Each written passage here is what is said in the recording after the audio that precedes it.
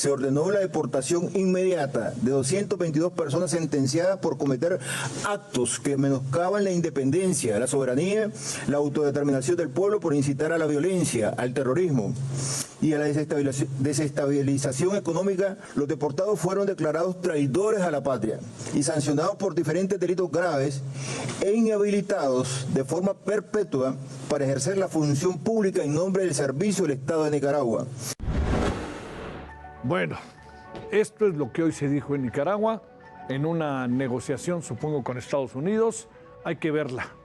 El régimen de Daniel Ortega, una caricatura mala, porque hay caricaturas buenas, de lo que vivió Nicaragua hacia finales de los 70, sorprendió el jueves con la decisión de liberar a 222 de los 245 presos políticos que tienen encarcelados en el país. Los expulsó a Washington y les quitará la nacionalidad porque los ha considerado traidores a la patria. Son decenas de opositores y críticos que pisaron la cárcel por levantar la voz en contra de, pues aunque al gobierno mexicano no le guste, pues el que ya tiene cara de dictador, nombre y apellido, Daniel Ortega. Aseguró que la liberación de reos no es parte de una negociación con Estados Unidos. Su esposa y vicepresidenta, la tiene usted a la derecha, ahí de Daniel Ortega, Rosario Murillo, fue el contacto con la embajada estadounidense en Managua para la salida de los presos. Veamos esto antes de la conversación. No estamos pidiendo que nos levanten las sanciones. No estamos pidiendo nada a cambio. Es un asunto de honor, de dignidad, de patriotismo y de que se lleven a sus mercenarios, que se lo lleven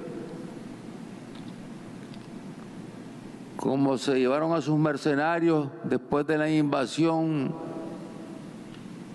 en Cuba. Como me recuerda alguien.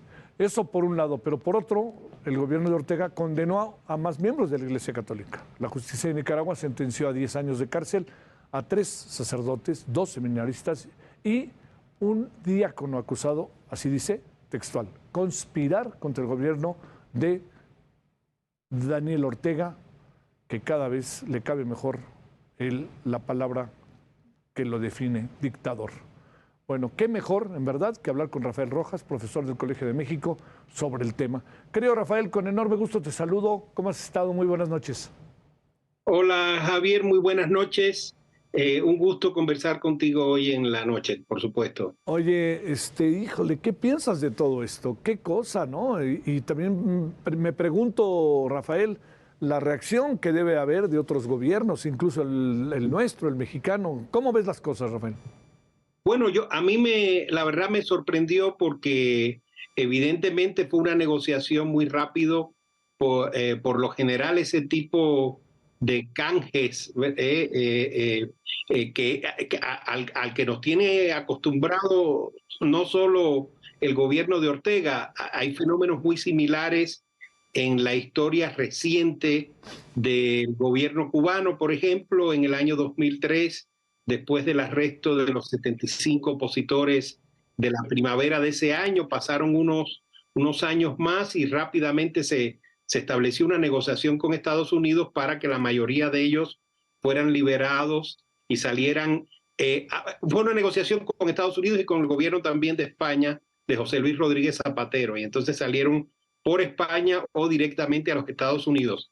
Y durante el gobierno de Nicolás Maduro, no curiosamente en el de Chávez, que era un líder político con mucha capacidad para lidiar con una oposición interna, pero en el de Maduro se han producido oleadas de excarcelaciones a cambio de destierro, como la que ha aplicado Ortega. Ahora, hoy nos enteramos de toda la operación. A diferencia de los otros casos, sabíamos más o menos que se estaba negociando. Aquí fue algo express. La primera noticia que tuvimos es que saldrían unos 228. Tengo entendido que no han salido todos. Al parecer hay algunos líderes religiosos que no salieron. Pero sí, tú lo dijiste, el grupo que sale de acuerdo con este arreglo, evidentemente con el gobierno de Estados Unidos y el Departamento de Estado de Estados Unidos, es el núcleo central de los líderes opositores, digamos, como Cristiana Chamorro, ¿no? Sí.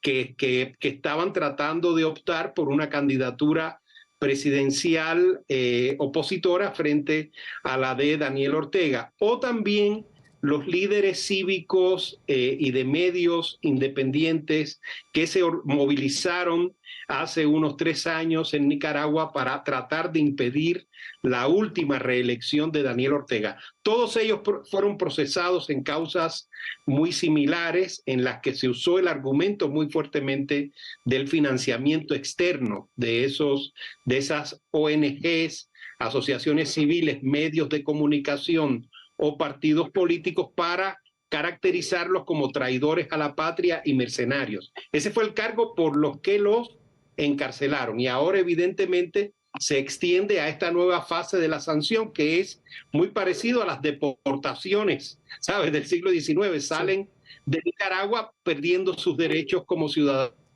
en el país. Oye, Rafael, a ver, uno de los asuntos que llama la atención es hasta dónde, no hablamos ya de democracia, ¿no? En Nicaragua, para decirlo claro. ¿Qué debería de hacer las instituciones internacionales? Quizás hablo de la OEA, aunque entiendo que no esté en sus mejores días, pero de países que influyen, ¿no? Hablo de Brasil, en algún sentido Argentina, Chile, con esta emergencia que trae ahora de la izquierda, al igual que Colombia, y significativamente México.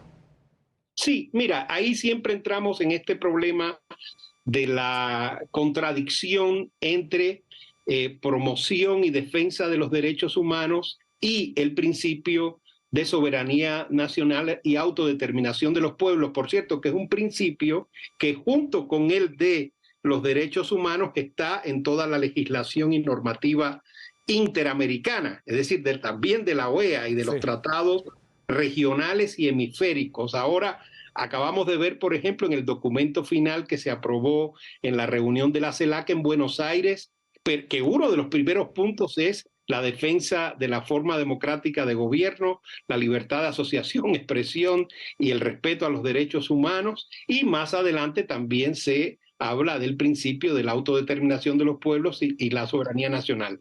Estos regímenes se acogen al principio de la soberanía nacional para desconocer los derechos humanos. Y entonces, en esa trampa, podríamos decir, normativa, logran ejercer una presión considerable en la región. Yo realmente no espero mucha reacción de parte de la región. Si hubiera una reacción eficaz, sería, como tú acabas de sugerir, de parte de los nuevos liderazgos de izquierda en América Latina, de Lula en Brasil, de Boric en Chile, de Petro en Colombia, de Fernández en Argentina, pero realmente dudo que públicamente encabecen una presión para tratar de resolver el problema. Esto tiene el otro elemento contraproducente que tienen estos exilios forzados o este canje entre